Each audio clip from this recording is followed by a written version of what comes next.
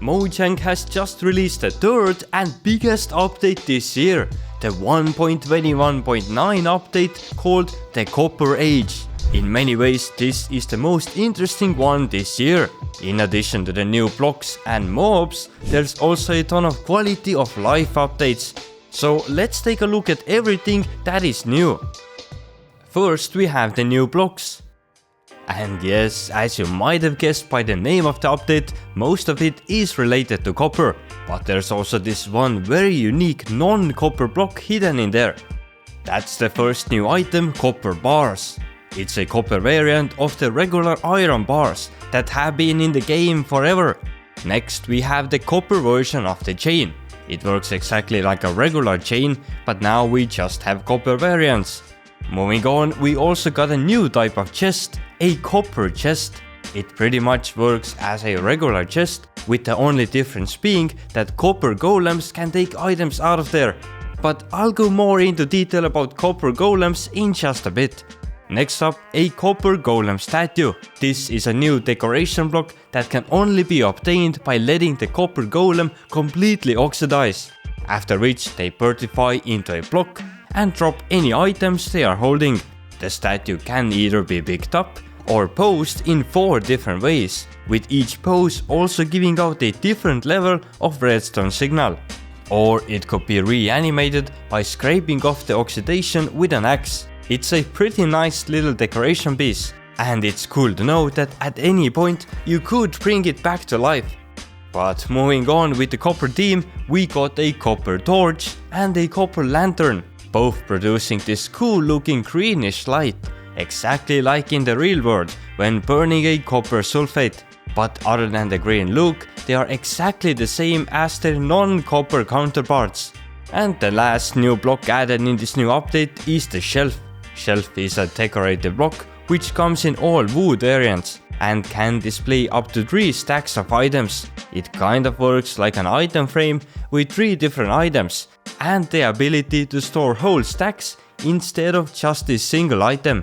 Shelves can also be powered by redstone, in which case the front of the shelf changes texture, and clicking on it swaps all 3 of the items at the same time, with 3 rightmost items in your hotbar.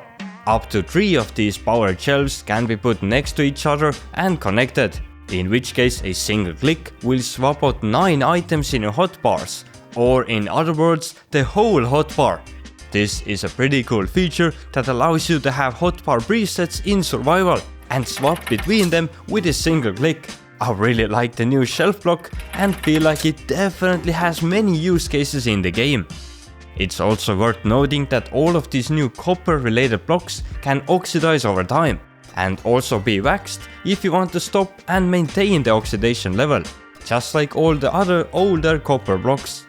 In addition to the copper related blocks, we also got some copper items, starting with a new armor type, the copper armor. It looks pretty cool and it's nice to see that we have more variants in the early game armors now. In terms of durability, it is better than gold or leather, and in terms of protection, it's slightly worse than gold, but better than leather. I feel like this is perfect for the first armor. No one really uses leather armor anymore, and going straight to iron can be a bit risky in the early game. And so now you can use copper instead.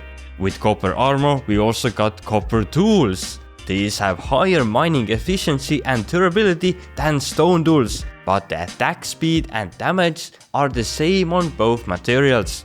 In addition to the copper player armor and tools, we also got the copper horse armor. This has the same loot table chance of generating as the iron horse armor, but in terms of protection and durability, it's right below the iron horse armor, as expected. We also got the new copper nuggets. These can be crafted using copper ingots, and they act as an iron nugget counterpart used in copper related crafting recipes. But now let's take a look at the new mob added in the Copper Age update, and that is the Copper Golem. We first heard about the Copper Golem in 2021 actually, when it was part of the mob vote. Unfortunately, it got beaten by Ally and was never actually added into the game, until now. So the Copper Golem is a new mob that can be spawned by placing a jack-o'-lantern or a carved pumpkin on top of a copper block. After that, the copper block will transform into a copper chest and the Copper Golem will spawn. This little guy's job is to help you sort items. It will take items from the copper chest and sort them into the regular chests that are nearby. For it to be able to sort items, the regular chests need to be either empty or contain the item you are trying to sort. They can move up to 16 of the same item per trip and visit a maximum of 10 copper chests when looking for items to pick up, and a maximum of 10 chests when looking for somewhere to put the items. If no matching chest is found, the Copper Golem will idle for 7 seconds before trying again. The golems are also able to open doors and they will oxidize over time. As I told you before, once the golem is fully oxidized, it turns into a statue and drops whatever items it is holding. So if you don't want your coppery friend to turn into a statue, make sure you wax it. Mojang has also told us that they don't have any plans to revisit any of the other mob boat mobs, but I guess that can also change in the future. This update is the perfect time to start a brand new world with your friends, and you can do it by hosting a server on Wise Hosting, a hosting site we built for gamers like you. Yes, you watching this. We crafted features every server owner would need, and the latest 1.21.9 version is already available and can be installed with a single click. If you are new here and got questions, Wise Hosting has 24/7 expert level support that is included with every server plan. And I even made a special discount code, COPPER, which gets you 25% off on every purchase, even if you have hosted with us before. And that's Wise Hosting. But now back to the updates. In addition to the new blocks and mobs, the 1.21.9 update also brought us some very interesting quality of life updates, starting with a new type of technical entity called mannequin. It can only be spawned with a summon command, and the entity can wear equipment, have attributes and effects, take damage and so on. The mannequin does not simulate an actual player joining. Instead, it works more like a fleshly player-shaped version of an armor stand. It's perfect for display and map making, so definitely a great addition for the map makers. Another interesting addition is the /fetch profile command. With this, you can easily spawn a mannequin with the skin you like, or just get the player's head instead by clicking right here. Also, a very interesting phenomenon has been added to the end as well. Now, after every 30 seconds, flashes like this happen in the sky. It makes the whole dimension have this purple hue, and it looks pretty cool in my opinion. There is no direct purpose on these flashes, but they make the end feel more interesting and give it this eerie feeling. Next, we have 4 server properties that have been converted into game rules, and here they are. This means that they can now be changed in-game, instead of just being in a properties file. Also, an additional game rule has been added that can enable or disable the spawners. But now I want to show you one of my favorite features added in this update, and that's the fully customizable F3 screen. As you know, the default F3 screen can be pretty overwhelming at times. But now you can just press F3 and F6 at the same time and configure exactly what you want to see on your screen.